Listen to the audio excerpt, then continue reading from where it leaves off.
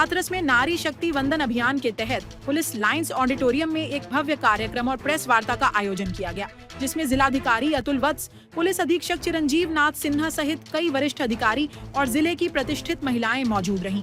कार्यक्रम के दौरान शिक्षाविद, चिकित्सक, अधिवक्ता और अन्य वक्ताओं ने नारी शक्ति वंदन अधिनियम 2023 को महिलाओं के सशक्तिकरण की दिशा में एक ऐतिहासिक कदम बताया। उन्होंने कहा कि इस अधिनियम के लागू होने से संसद और विधानसभाओं में महिलाओं को 33% आरक्षण मिलेगा, जिससे उनकी भागीदारी नीति निर्माण में बढ़ेगी और समाज में समानता को बल मिलेगा। वक्ताओं ने यह भी कहा कि यह कानून महिलाओं को केवल मतदाता ही नहीं बल्कि निर्णय लेने वाली शक्ति के रूप में स्थापित करेगा और आने वाली पीढ़ियों के लिए प्रेरणा बनेगा। कार्यक्रम के दौरान छात्राओं ने कविता पाठ और सांस्कृतिक प्रस्तुतियों के माध्यम से नारी शक्ति का संदेश दिया, जिससे पूरा माहौल प्रेरणादायक बन गया। वहीं अंत में समाज सेवा, शिक्षा और महिला सशक्तिकरण के क्षेत्र में उत्कृष्ट कार्य करने वाली महिलाओं और कर्मियों को सम्मानित भी किया गया। इस कार्यक्रम में बड़ी संख्या में महिलाओं, सामाजिक कार्यकर्ताओं और प्रशासनिक अधिकारियों की मौजूदगी देखने को मिली। अब देखना होगा कि क्या यह अभियान जमीनी स्तर पर महिलाओं को सशक्त बनाने में कितना कारगर साबित होता है। जो ये अधिनियम लागू हुआ है, नारी शक्ति वंदन अधिनियम, इसके माध्यम से जो महिला नेतृत्व को बढ़ावा मिलेगा और सबका विकास, सबका साथ, सबका विकास का जो सपना है हमारे मोदी जी का, वो साकार होगा। मैं यही कहना चाहूँगी कि ये नियम जो बना है, अधिनियम बना है, वो हमारे सभी महिलाओं के लिए बहुत ही सुदृढ़ और मजबूती लाएगा हम लोगों में। आप मुख्य अतिथि के रूप में मौजूद हैं, माँ शक्ति को लेकर कार्यक्रम किया जा रहा है, इसको लेकर के आप क्या अपनी राय देंगे? मैं यही कहना चाहती हूँ कि समाज का निर्माण नारी की असली स्थिति पर समाज में निर्धारित होता है। अभी तक हम सहभागी के रूप में तो आगे बढ़ रहे हैं, हर क्षेत्र में बढ़ रहे हैं, लेकिन अब हम नीति निर्माणक के रूप में आगे बढ़ना चाहते हैं और ये सरकार की संवेदनशीलता है कि उसका ध्यान इस तरफ गया है, क्योंकि नारी से ज़्यादा निर्णय समाज के विकसित होने में कोई और नहीं ले सकता, क्योंकि नारी जानती है कि उसे अपनी संतान का निर्माण कैसे करना है। जब वो सशक्त नारी एक सशक्त संतान का निर्माण कर सकती है, तो सशक्त परिवार का निर्माण कर सकती है। अब जब संसद में भागीदारी होगी तो जो कानून बनेंगे एक तो काफ़ी संवेदनशील बनेंगे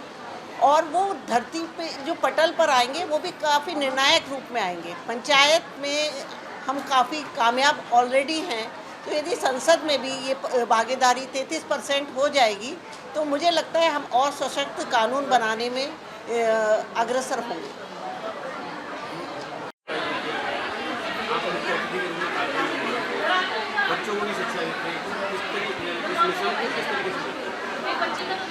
मुझे लगता है कि इस मिशन से हमारी जो महिलाएं हैं वो और ज़्यादा सशक्त बनेंगी, क्योंकि जब संसद में या विधानसभा में 33% महिलाएं नेतृत्व करेंगी तो निसंदेह जो नीतियां होंगी वो महिलाओं के दृष्टिकोण से और ज़्यादा संवेदनशील और समावेशी बनेंगी। और हमारी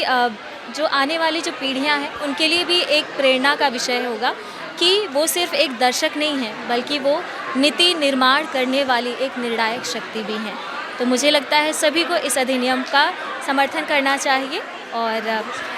महिलाओं को वो सम्मान, वो समानता का अधिकार देना चाहिए, ताकि वो आने वाले समय में अपनी योग्यता को राजनीति के क्षेत्र में भी दिखा सकें। धन्यवाद। आप सभी लोग जो यहाँ पे मौजूद हैं और मुख्य अतिथि के रूप में शामिल हुए हैं, मातृशक्ति को लेकर के कार्यक्रम किया जा रहा है, कैसा लग रहा है आपको, क्या संदेश देना चाहिए? ये बहुत ही सुंदर कार्यक्रम आयोजित हुआ है और ये समाचार वैसे ये 2023 का प्रस्ताव था, जिसको मोदी जी ने अपने प्रयास से इसको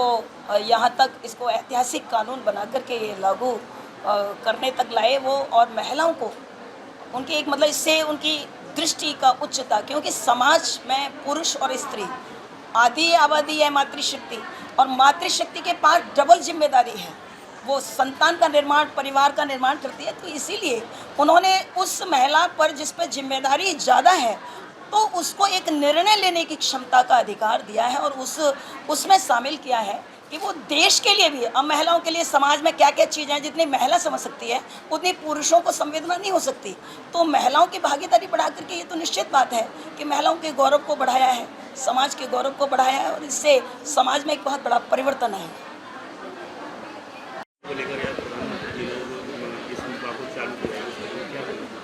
ये बड़ा अच्छा अधिनियम है, विशेषकर उन महिलाओं के लिए जिनको आज तक राजनीति में पछाड़ा जा रहा था। और आप ये देखिए, इसका जीवंत उदाहरण मैं आपको अभी का दूं कि भाजपा ने जब से अब ये 16 अप्रैल से अभी लागू हुआ है, उससे पहले से ही जो भाजपा की जो जिले की कोर कमेटियां बन रही हैं या अन्य राजनीतिक दलों में जो कोर, उसमें 33% आरक्षण लागू कर दिया गया है। उससे जो महिला कहीं पिछड़ गई थी, जो कार्य तो कर रही थी राजनीतिक क्षेत्र में, लेकिन उसकी उम्मीद खत्म हो चुकी थी, कहीं ना कहीं पुरुष दबा देंगे, आगे नहीं बढ़ने देंगे, उसको एक नई उम्मीद मिल गई। अब उन महिलाओं को जब हम पटल पर ले आएंगे, राजनीतिक क्षेत्र में ले आएंगे इस नियम के अधिनियम के माध्यम से, जो उत्तर प्रदेश में लागू भी हो चुका है, उससे एक तो महिलाओं का आत्मविश्वास बढ़ेगा, दूसरा राजनीति में जहाँ कहीं ना कहीं हम ये सोच लेते हैं कि नहीं हो पाएगा महिलाओं से, उनको एक रास्ता मिल गया और बहुत अच्छा कर पाएंगी। और नीतियाँ और जो कानून, जो आप कहते हैं ना महिला कानूनों का दुरुपयोग कर लेते हैं कहीं ना कहीं 1-8%, लेकिन जब वो महिला उस विचारधारा से कानून को बनाएगी तो पुरुष और महिला दोनों का ध्यान में रखते हुए बनाएगी,